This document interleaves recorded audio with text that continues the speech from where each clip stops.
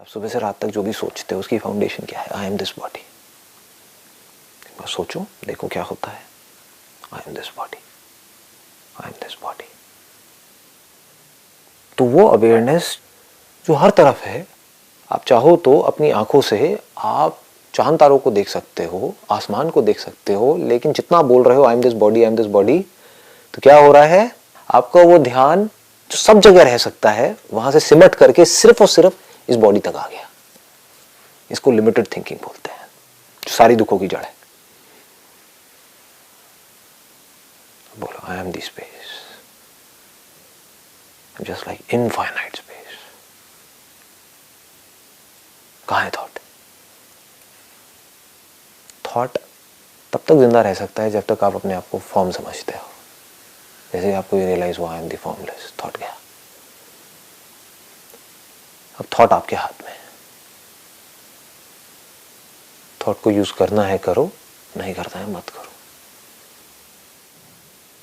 स्वरूप जिसकी बात करी जा रही है इसमें बार बार, जब चाहे अपने थॉट को अपने स्वरूप में रखो। स्वरूप में रखने का मतलब क्या है? स्वरूप आपका फॉर्मलेस है, तो थॉट को फॉर्मलेस में लाने का मतलब क्या है? थॉट मरा, थॉट गया, क्या रह गया? अवेयरनेस रह गई। Free from the limitations of the form is the formless, is awareness. अब अगर वो थॉट यहां पर होगा भी तो आपको फर्क नहीं पड़ेगा, क्योंकि अब आपको समझ आ गया है उसको लिमिटेड करने का कोई तरीका नहीं है। कुछ सेकंड्स के लिए मैं सोच सकता हूँ आई एम दिस बॉडी, कोई काम करना है, तो उससे कोई फर्क नहीं पड़ने वाला है, because I am still going to be infinite. कुछ देर के लिए मैं भिखारी की एक्टिंग कर सकता हूँ, लेकिन उससे कोई फर्क नहीं पड़ने वाला है, मैं राजा ही हूँ। और ये भी सिर्फ एग्जाम्पल्स है, don't get entangled in examples. Actual में मैं ना राजा हूं ना भिखारी हूं, दोनों की लाइफ लाइन हूं। नहीं तो फिर थॉट के लिए कोई ना कोई जगह बची रह जाती है। मैं राजा हूं, मैंने ये जान लिया है मैं राजा हूं। What do you mean by that? राजा कौन सा सुखी है? भिखारी से ज्यादा दुखी है। भिखारी का ध्यान रखने के लिए तो राजा है, राजा का ध्यान कौन रखेगा? तो बस इतना ही होता है। एक्चुअल में आप नहीं मरते हो,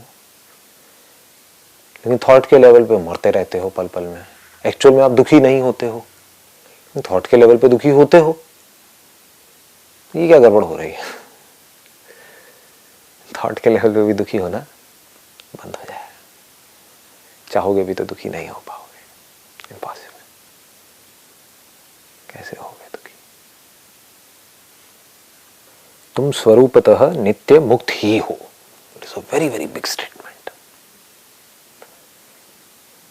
जो हम एक्चुअल में हैं उस लेवल पे तो कहीं कोई प्रॉब्लम ही नहीं है, लेकिन जो हम नहीं है वो हमने समझ रखा है अपने आप को। क्यों समझ रखा है? क्योंकि बचपन से हमारी अपब्रिंगिंग ऐसी हुई है, हमारे आसपास में पूरी दुनिया ऐसी है, कंडीशनिंग ऐसी है, इस बॉडी का स्ट्रक्चर भी ऐसा ही है। क्योंकि जो एक्सपीरियंसेस होते हैं वो बार बार मुझे क्या लगता है, मुझे हो रहा है, मुझे हो रहा है, मुझे। तो जो भी कुछ सुबह से रात तक हो रहा है वो उस मैं को पक्का कर रहा है, और सारे दुखों की जड़ वो मैं ही है। वो मैं जो इस बॉडी तक आकर के अटका हुआ है। मतलब ये कमजोर नहीं है।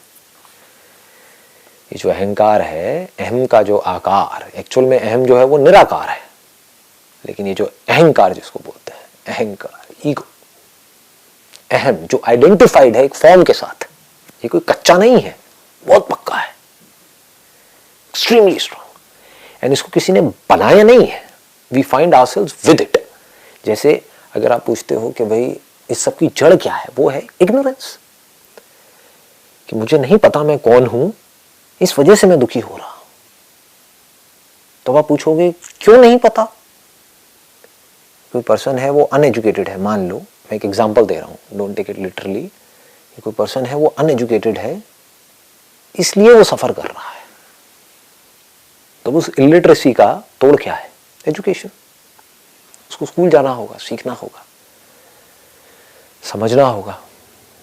अगर उसको समझ आ गया तो क्या होगा? एटलीस्ट उसका जो सर्वाइवल है वो इंश्योर्ड हो जाएगा।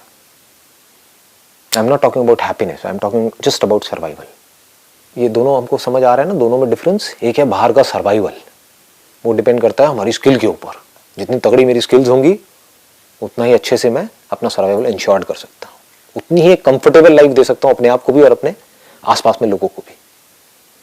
जितनी अच्छी मेरी क्वालिफिकेशन है उतना ही मैं सिक्योर होता चला जाऊंगा बाहर की दुनिया में। लेकिन मैं बाहर की दुनिया में कितना भी सिक्योर हो जाऊं, अगर मैं चाहता हूं अंदर की दुनिया में मैं स्टेबल हो जाऊं, मेरी जो रेस्टलेसनेस है वो खत्म हो जाए, उसकी जड़ क्या है? Ignorance about the subject, about the self. इस दुनिया में अगर आपको अपनी सफरिंग को कम करना है या बिल्कुल पूरी तरह से खत्म करना है, क्योंकि पैसे की कमी भी तो एक टेंशन ही है, बहुत बड़ी टेंशन है। जिसके पास में पैसा नहीं है उससे जाकर के पूछो तो वो टेंशन हटी। टेंशन मतलब स्ट्रेस, मतलब वहां पर एक खिंचाव है, जितना पैसा चाहिए उससे कम है, तो रोज का यही रोना है। मतलब जितना होना चाहिए उससे कम है ऑब्जेक्ट्स की दुनिया में, तो हम सफर करेंगे, इसमें कोई डाउट नहीं है। ऐसे ही अंदर थॉट के लेवल पे जितने बड़े आपके थॉट होने चाहिए, अगर उससे कम हुए तो आप सफर करोगे। थॉट एक्चुअल में कितना बड़ा होना चाहिए? उतना बड़ा जितना आप एक्चुअल में हो, क्योंकि उससे कम चलेगा नहीं। उससे थोड़ा सा भी कम हुआ तो आप सफर करोगे। आप एक्चुअल में क्या हो? इनफाइनाइट।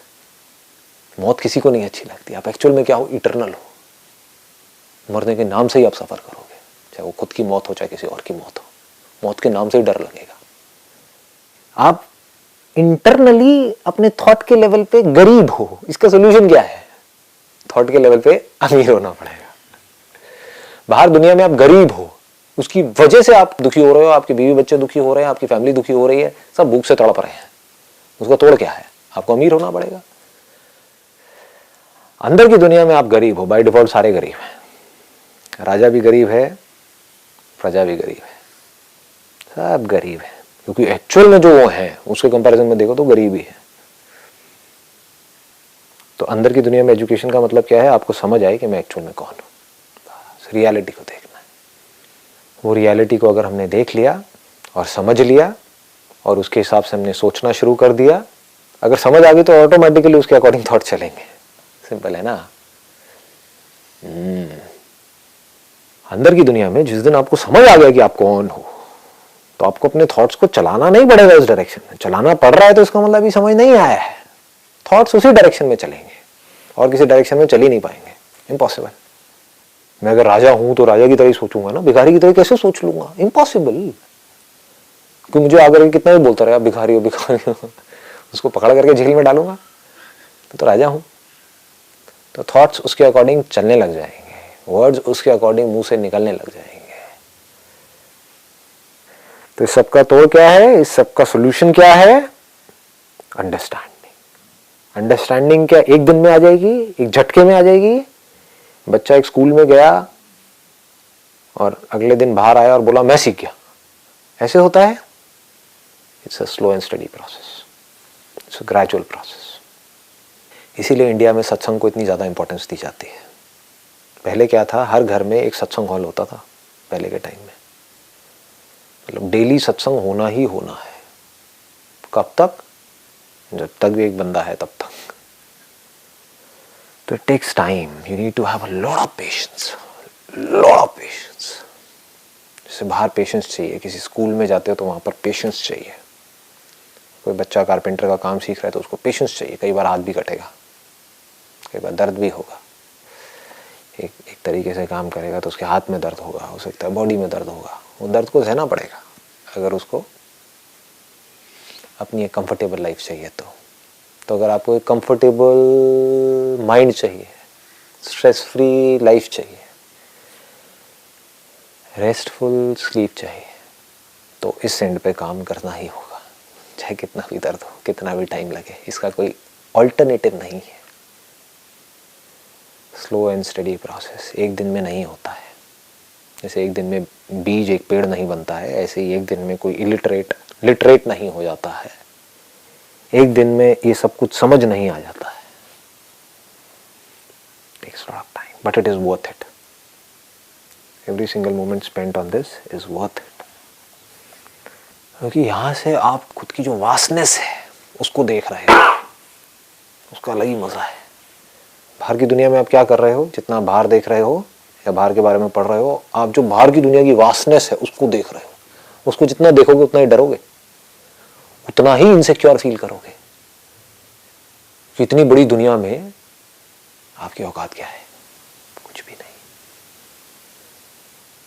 जैसे अंदर की दुनिया की वास्टनेस को देखते हो, जो आप एक्चुअल में हो उसकी वास्टनेस को देखते हो, तो ये बाहर की दुनिया जो एक्चुअल में बहुत बड़ी है, ह्यूज है, यूनिवर्स, जिसके ऊपर करोड़ों लोग काम कर रहे हैं, जो लाखों साइंटिस्ट जिसके ऊपर दिन रात लगे हुए हैं इस यूनिवर्स को समझने के लिए, वो यूनिवर्स भी आपके लिए डॉट के जैसा, छोटा सा डॉट, किसमें?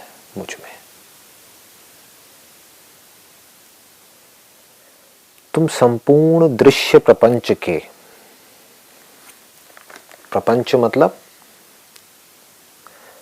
धरती, जल, अग्नि, वायु, आकाश, इन पांचों को कलेक्टिवली प्रपंच बोलते हैं। इनके थ्रू जो भी ऑब्जेक्ट्स आप अपने सेंसेस के थ्रू परसीव करते हो, उन सेंसेस को भी, और जो ऑब्जेक्ट्स आप परसीव करते हो उन सेंसेस के थ्रू, उस सब को प्रपंच बोलते हैं। जो अंदर आपको इन सब के इंप्रेशंस दिखते हैं, बाहर कुछ होता है अंदर कुछ और दिखता है, डिपेंडिंग अपॉन द इंस्ट्रूमेंट, उसको भी प्रपंच बोलते हैं। ये सब प्रपंच है। तुम संपूर्ण, संपूर्ण में मतलब सब कुछ आ गया, कुछ भी छूटा नहीं है। दृश्य प्रपंच के, दृश्य मतलब जो दिखता है, एकमात्र दृष्टा हो, एकमात्र, वन विदाउट अ सेकेंड। किसको कह रहे हैं ये? अष्टावक्र कह रहे हैं राजा जनक को। कह तो उनको रहे हैं लेकिन अल्टीमेटली आपको कह रहे हैं। कितनी बड़ी बात बोलती है। मतलब कि दृष्टा एक ही है, आत्मा एक ही है, अलग अलग नहीं है। एवं सर्वदा सर्वथा मुक्त ही हो, मतलब कि वो जो इन सबको जान रहा है वो मुक्त था, मुक्त है और मुक्त ही रहेगा। उसको बांधने का कोई तरीका नहीं है। जैसे आपकी अवेयरनेस को बांधने का कोई तरीका नहीं है।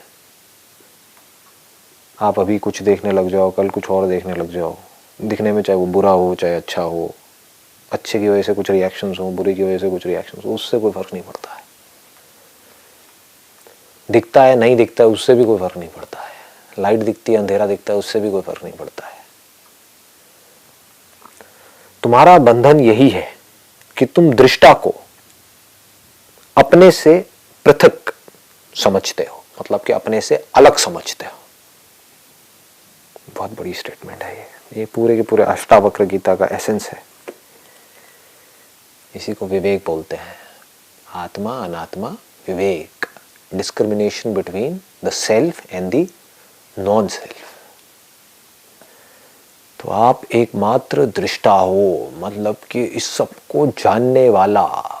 अगर कोई जानने वाला ही नहीं है तो सुख दुख किसको होगा? सुख दुख होगा भी या नहीं होगा? इस दुनिया में सुख दुख नाम की चीज होगी या नहीं होगी?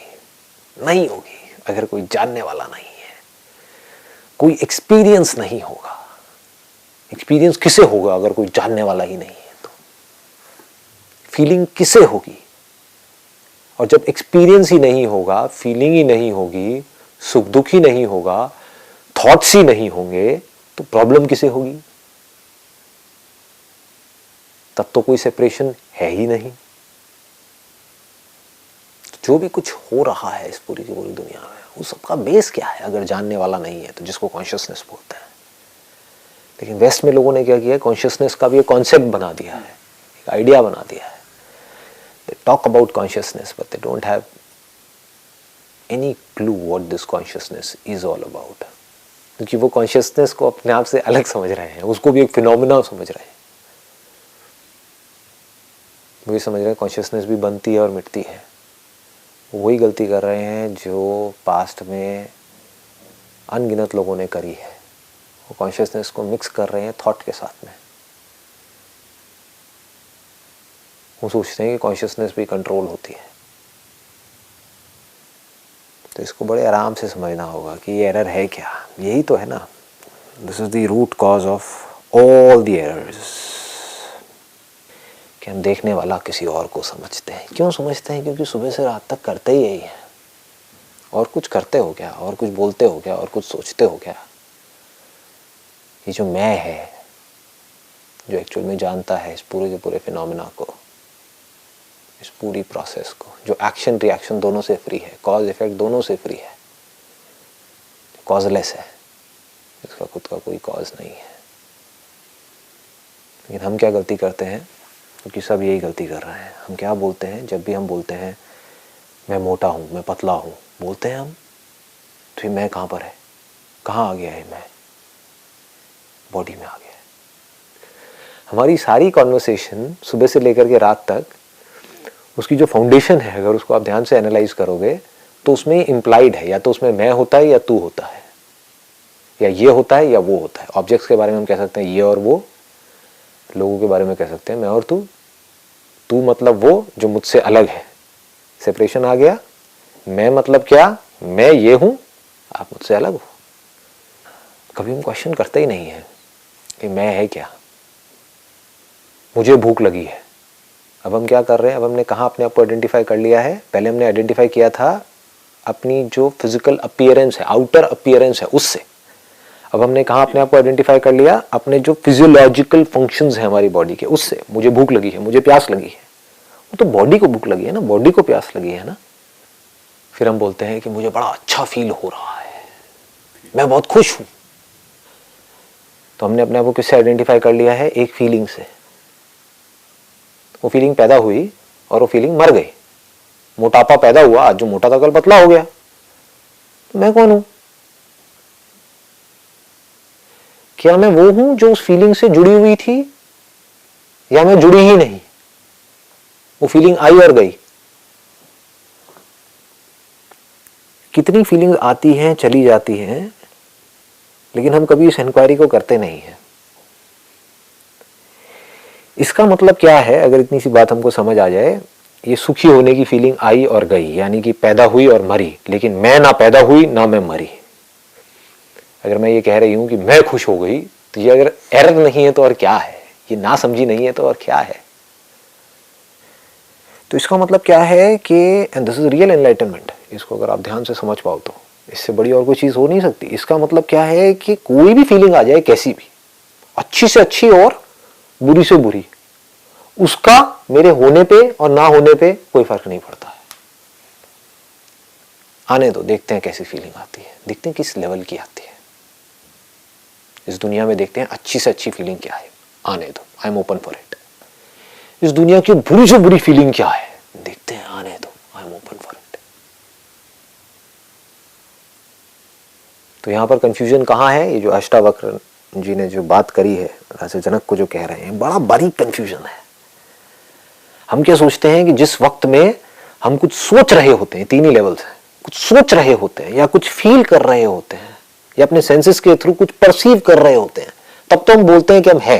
अगर तीनों ही नहीं है तो, ये तीनों चीजें देखने में तो है, body, mind and intellect. Body से क्या जुड़ा हुआ है, ये सारी की सारी सेंसेशंस, किसी भी तरह की कोई भी सेंसेशंस आ रही हैं। माइंड से क्या जुड़ा हुआ है, फीलिंग्स एंड इमोशंस। इंटेलेक्ट से क्या जुड़े हुए हैं, थॉट्स, वर्ड्स। तो जब कोई सेंसेशन होती है, कोई फीलिंग होती है, कोई इमोशन होता है, कोई थॉट होता है, तब तो हमको लगता है कि मैं हूं।